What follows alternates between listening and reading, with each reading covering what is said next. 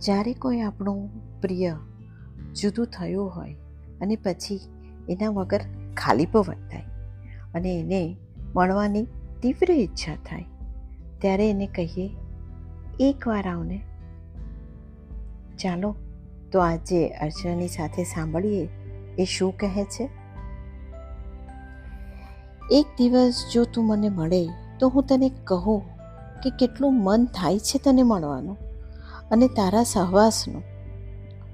તારો ચહેરો મારા મનમાં રાખીને હું આકાશમાં જોતો રહું છું અને હવે તો એકલો જ ચાંદ સાથે વાતો કરું છું અને તું એ સાંભળે એવી ઈચ્છા પણ ધરાવું છું.